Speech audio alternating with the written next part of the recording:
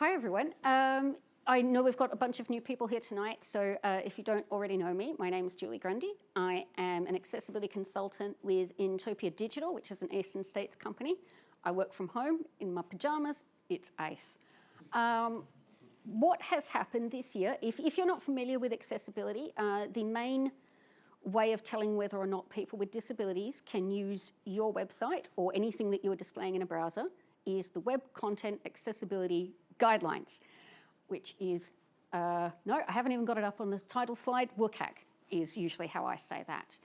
For 10 years, we've had WCAG 2.0. It was very nice, but finally someone got around to updating it. We are now on version 2.1. 2.1 has an additional 17 criteria, and about 13 of them, give or take, depending on how your team is structured, are relevant to developers, particularly front-end developers. The rest of them are more on the design side, but again, I assume that you're all lovely people who collaborate with your design and dev team, all working together, so it's worth checking out the other criteria just to see how they're going to affect you. On Wednesday, I will be giving this talk with Amanda Mace, who is another local accessibility person. She works for WebKey IT, and she has been on the 2.1 update committee. She's really expert in what the criteria are and how they're to be interpreted. I made all the demos and found the examples after she explained them to me, but she's not here tonight. So hopefully I'm gonna get it right. I've got her notes and we're just gonna see how we go. Because this talk is really short, I'm not gonna go hugely into code. It's a little bit more about just sort of giving you the keywords and concepts that you need in order to dig in further. The other thing that I've done is usually accessibility talks are grouped by like, oh, this is level A and this is level AA and these are the criteria. I've tried something a little bit different with this talk. I've actually grouped them by the type of dev solution that's required for certain types of criteria, because to my way of thinking, when a whole bunch of criteria all have the same solution, there's not a lot of point in splitting them up. So the first chunk of criteria that I'm going to talk about all have the same solution, which is responsive design. Luckily, pretty much everyone I know is already using responsive design. The few times that I've come across websites lately in my work that aren't responsive, it's usually because it's old, there's a more current website or something more important to the business, for business reasons. Everyone's like, don't waste your time updating that. You may find that these criteria help. Responsive design is now essential for an accessible website. The reason for this is criteria 134 is orientation. Websites now must be able to go both landscape and portrait. The reason for this is because a lot of people with disabilities often place a tablet or a screen in a holder so that they can take it with them, say in a wheelchair. And they can't just sort of go, if your website's like, oh, this is best viewed in landscape or portrait, they don't actually have the opportunity to turn that around without having to de-rig their entire setup. Again, if your website is responsive, it should cope with this just fine. This is nice. It means that you've probably already got a few of these criteria sorted. The next one is reflow, which is really just, does your website look okay on a small screen? No horizontal scrolling, basically, on small screens. If you've got that, Amanda has a more technical explanation of the exact pixel dimensions that are required, but when I looked into it, I was like, yeah, if you think of pretty much the smallest phone screen you can, and your website looks okay on that, great, you're good to go. The final one that is involving responsive design is a little bit more complicated, which is text spacing. A little bit like the previous WCAG criteria included one for text resizing, where people might, if they've got low vision, they might increase the text size on at their browser or at their operating system level. Now, people with, there are plugins you can get for the browser, and I assume at some point probably operating system, that allow you to change the spacing, the letter spacing, the line spacing, paragraph spacing, and word spacing. I had to look up my own example. This is really helpful for people who have, I'm going to call them cognitive visual impairments. So sometimes dyslexics find it easier to read if they can see each letter shape clearly without any other letters around it. It's simpler. And they may switch back and forth. As you can imagine, changing the text size and spacing on a website, this is where I've turned on in my demo all of the CSS that adjusts the spacing.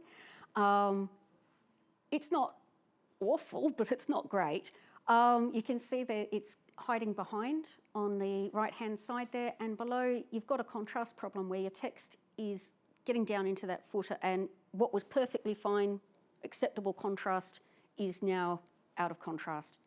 The solution for this is, luckily you don't have to make your website look good at every single possible letter, word, paragraph and line spacing option. Let people just do their thing and you do your thing, which is include background colors.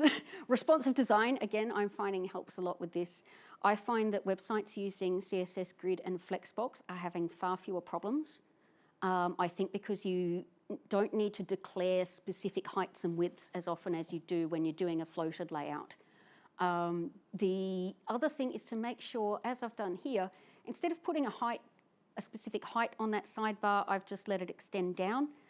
The other thing to keep in mind for text spacing is that every time, and this is such an old school CSS1 kind of trick, every time that you declare a color for some text, declare a background color, even if you've already declared it somewhere else. In case your text escapes from where you think it's going to be and starts traveling, it can just take its background color with it. People who do this are not expecting to see a well-designed site. They're just really enthusiastic about your content. They don't mind what it looks like as long as they can read it. If they can read it, great. Happy, moving on.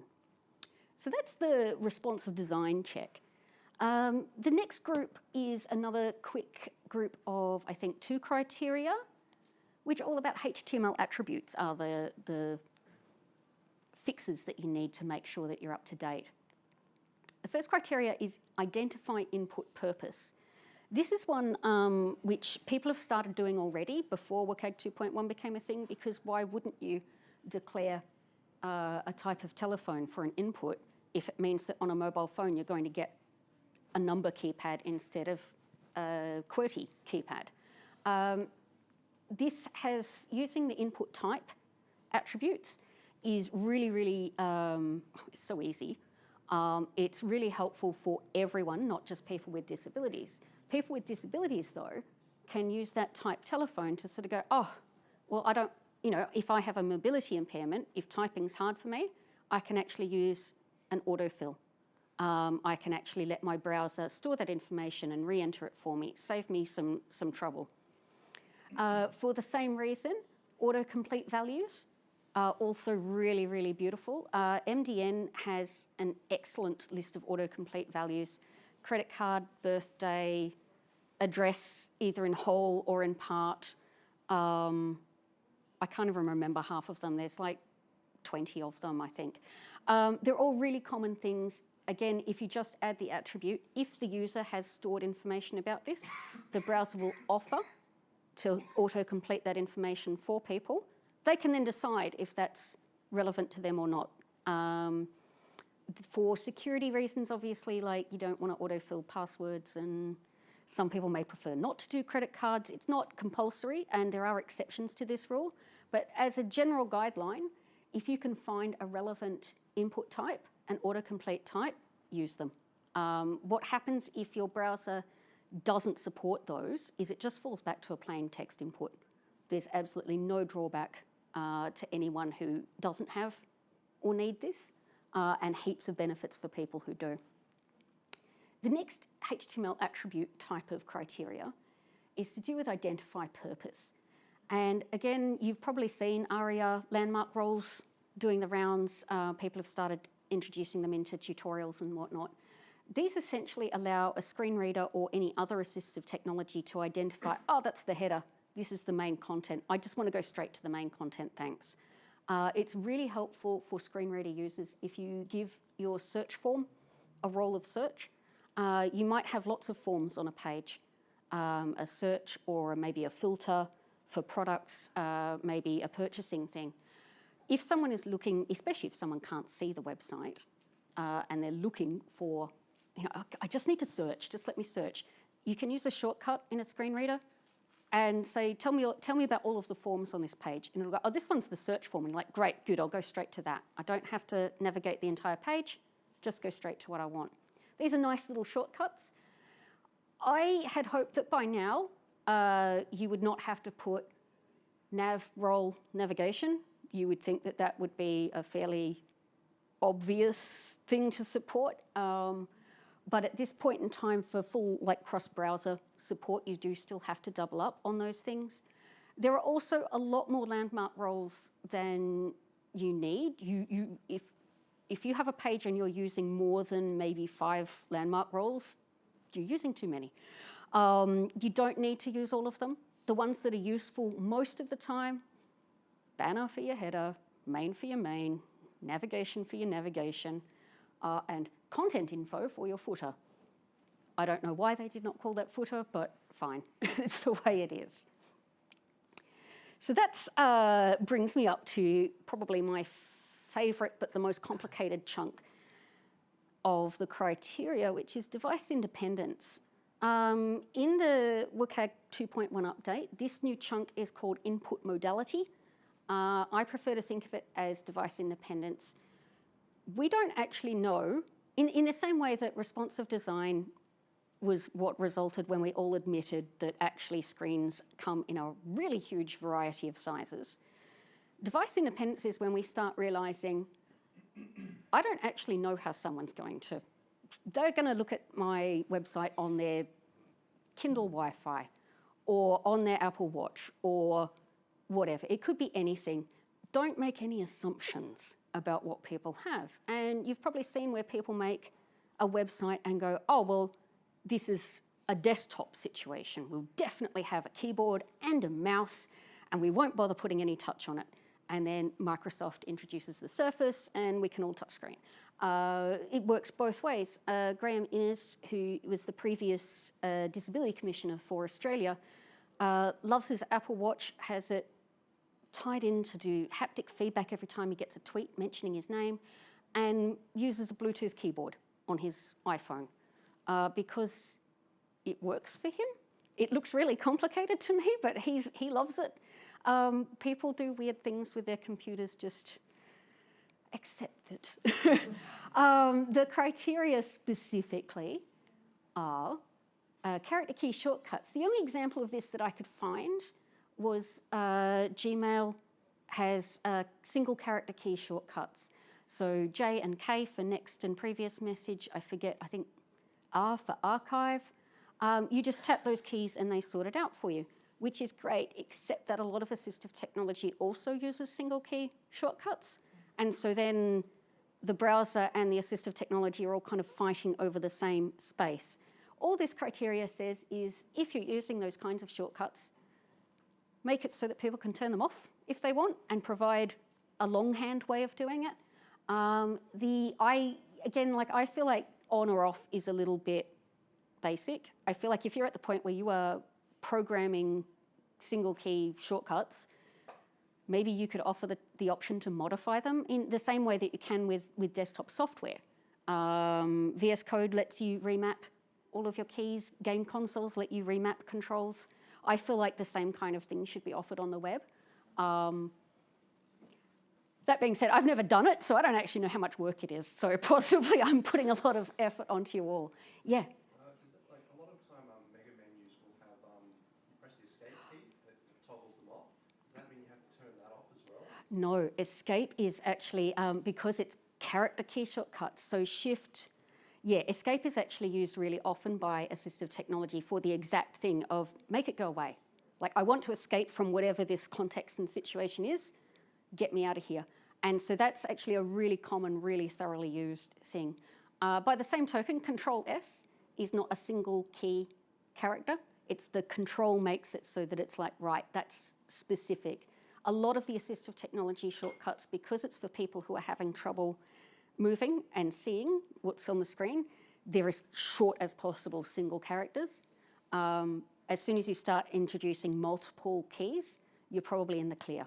So, which is partly why it was hard for me to find an example that was the web rather than software. I don't think it's a hugely common thing to do, but it comes up, and now basically as long as you give people a choice about whether or not they want shortcuts, you're good to go. The next one is pointer gestures. I've actually got two examples for this because there are two types of pointer gestures. We've got multi-touch. So the usual example for multi-touch is maps or pinch zoom on a touch device. Google Maps, you have to pinch zoom to move in and out on at least on my iPhone you do. And I've got my little example there.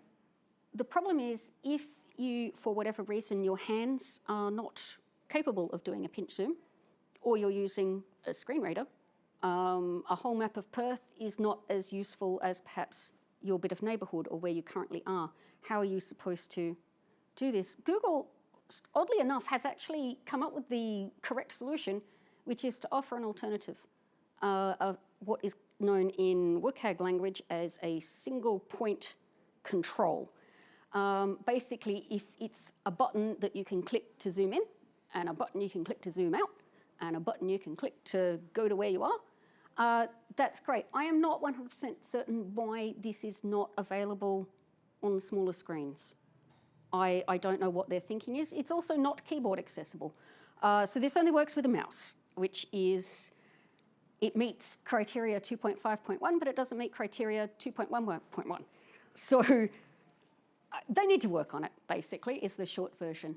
So that's for a multi-touch kind of situation, but offering that single point of control will help you pass this criteria. The next type of pointer gesture is path dependent. Usually path dependent, we're talking about swiping and scrolling. A lot of touch gestures are path dependent. And again, if you have motor control issues, if your hand is shaky, or if you have arthritis, that can actually be really super difficult. The solution, I've got a video of me made just this afternoon. So there's swiping, easy for some. Provide a button, a scroll bar. If it's a carousel and people can swipe through various panels, give them a little clicky forward back button. Again, the solution is really simple. If you can, if you want, you can hide it until you detect something like keyboard focus, but that's probably more effort than it's really worth. And again, don't assume that people will be able to swipe just because it's a certain size screen or on a certain type of device, because people will be looking at it in weird contexts. Is this the final one of this group? Or no, I don't think it is. Pointer cancellation is something that you may have encountered. I think it used to be a lot more common on the web, and it's not as huge a problem now, but for people with disability, it's really quite annoying. So a pointer device is anything like a mouse or a touch is generally what considered pointer device, but also eye tracking is the same. If you hit a button and it instantly reacts, you don't have a chance to correct it. If you click it by mistake, you're kind of like, oh, I didn't mean to tap that. I was just looking at it with my fingers. I'm a very tappy, touchy person. So I've made a little self-destruct button. And every time I tap this, I wonder if I can make that replay. The first button taps instantly, and this demo will, as of tomorrow, it will be on CodePen. So you can try and see how annoying it is for yourself. The self-destruct button is working on, have I got a, no, I don't. I've got it working on mouse down. I've got it working on touch start and key down. It's the start of a movement, it's not the end of a movement. The way to support this is to make sure that you're using mouse up, touch end, and key up. I've forgotten what it is because I haven't got it written in front of me. It should be at the end of a movement, not the beginning of a movement. At the beginning of an action, that person may not have really committed to doing that action yet, especially for something like a self-destruct. The other alternative is for somebody always complains, it's like, no, but I need to do it on mouse down. I can't wait until the end and they actually click their mouse up again. If you allow people, the exception that's allowed in WCAG 2.1 is to give people a chance to hit undo. That also works quite well. I personally am lazy. I would rather just put mouse up than have to do a whole, oh, and now we have an undo button and now we've got all of that. I'm lazy. You may not. You may be a harder worker than I am. I think this is the final one for this section. It really isn't. There's so many in this group. Motion actuation. So you know how I think when iPhones first came out, there was a lot of shake to shuffle and all of that, and then everyone started like dropping their phones and they realized this is not actually a great idea. Particularly now, again, with this device independence, I don't want to shake to shuffle my laptop. Like that's, this is not a good thing. This is effectively, the solution for this is progressive enhancement. And the same with the pointer cancellation and the pointer gestures. Give people, if you're going to give people a shortcut, like shake to shuffle, give them a long cut. Give them a long way round. I would like to click a button that says, would you like to shuffle? Yes, please. Yes, do the shuffle. It's just giving people, not everyone can use the cool, nifty accelerometer type features. And that's okay. As long as you're just giving people that fallback option, most people will go, oh, yeah, we'll shake that. Yeah, especially if they don't like their phone anymore and they're looking for a new one. But just give people that option. And check if they've even got it turned on. Some people, again, if someone has a shake to shuffle and they have Parkinson's, they need to turn that off. And they do not need to be shuffling constantly. It's like, this is not fun. I need to be able to say, no, thank you. Just ignore when it shakes. That's going to happen constantly. It's just about giving people options for when they're not doing things the normal, standard way. Concurrent input. Oh, yeah, okay. So, sorry, this is still very new to me. Concurrent input is just basically don't lock people into one type of input. If you've detected that someone's using a keyboard, don't assume that they will continue to use a keyboard throughout the whole site. They may then, particularly a lot of UX are talking about multi-channel sales and things like that, where you start doing your research on your phone and you maybe put something in your shopping cart, but then you wait until you get home and look at it on your laptop. And people may be using different devices at different times. Don't prematurely decide for them what devices they can use for input. This is where my previous example of that self-destruct button, and it was my key up, mouse up, touch end. You could just be, again, lazy and just use click. Click, focus. There's another one. I think it's blur, but I'm not sure. Are generic input events. They work for every device. You don't have to sit there thinking, as I did today, why isn't this touch up ending? Why isn't this working when I slide off the button? It works in some browsers, it doesn't work in other browsers. When you use that standard click event, a standard focus event, you're just sort of basically saying to the browser, you sort it out. I don't mind. Just you take the whole event, and when it's appropriate, you let me know when they're done. Again, I'm lazy. I don't want to maintain that. I want to maintain that. Your mileage may vary. We get to the last couple. This is actually, I think, not a really accurate title for this section. So if anyone has a better idea of how to group these two, let me know. Timeouts is one of those things that sometimes happens when I was doing a lot of work on airline accessibility. When you're trying to book a ticket, an expensive flight, they don't keep those cheap prices forever. They start the clock ticking as soon as you start typing. They're like, right, well, you can have this price for now, but other people want it too, So get in quick, which is fine. That's a necessary thing sometimes. But for people who are using non-standard devices, it's going to be a lot harder to get through. It takes you longer. Really, the timeout criteria basically says, let people know that there's a timeout. Let people know before it starts. Give them a heads up and say, hey, in 10 minutes, I've noticed you're not actually doing anything much at the moment. Would you like us to save your data? Or have you given up? If you don't respond within 10 minutes, we're going to get rid of it. Yeah, we can just wait 20 minutes, can't we, for break time? I didn't make you wait. Effectively, this was an uglier version of what the airlines are doing, is they give a warning, and if you press the continue button, they're like, okay, cool, no worries, we've still got your data, you've still got your excellent sale price. It's not really complex, but it's the kind of thing where developers get told after all of the design has been done and after all of the things have been made. Someone goes, oh yeah, by the way, did you know business department have said that we have to cut people off after 20 minutes? And then you're left kind of scrambling, like, how do I make sure that I'm doing this properly? So that's what this criteria is about. The final one is status messages. This is really something that everybody's doing anyway. This is one of the new criteria where I'm like, yes, you should tell people when things happen on your web app. Don't leave it be a mystery. Lots of people using the toast format up the top.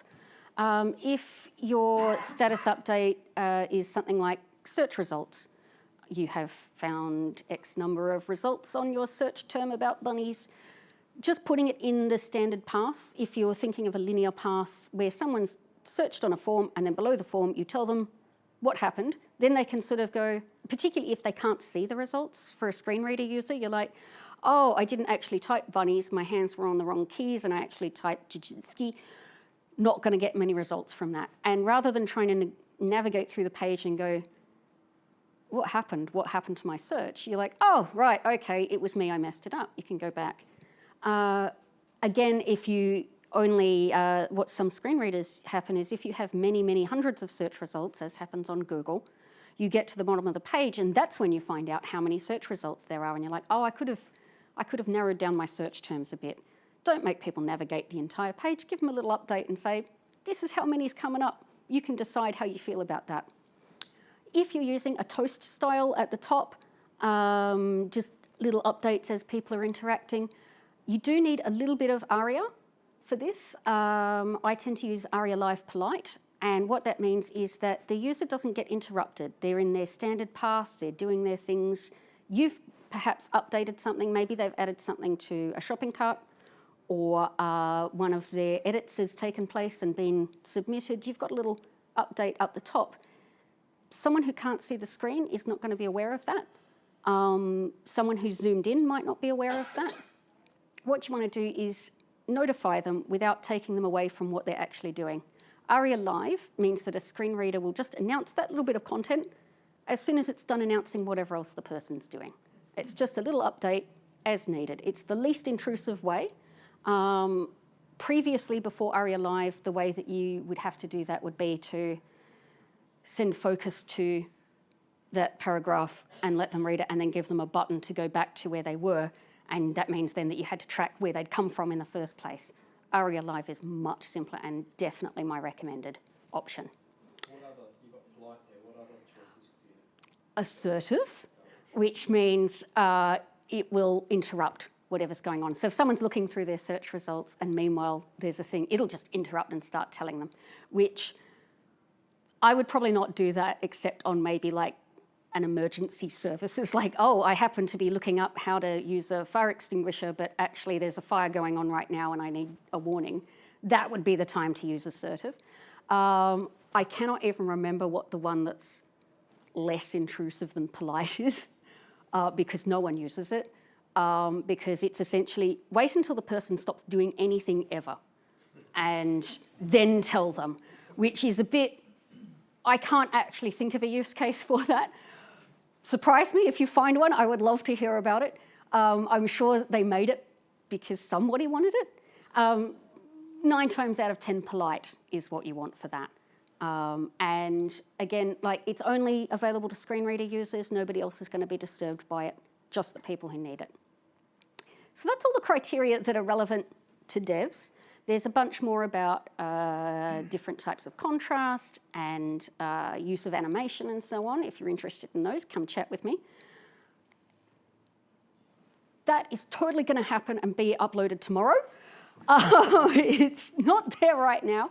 And I will get the Fenders Twitter account to tweet it out as soon as I upload it. That's it for now. I hope that's just been a little overview for you, just to get you the flavour of what's new. All of these criteria are in addition to previous criteria, not instead of. Good luck. Enjoy. Thank you.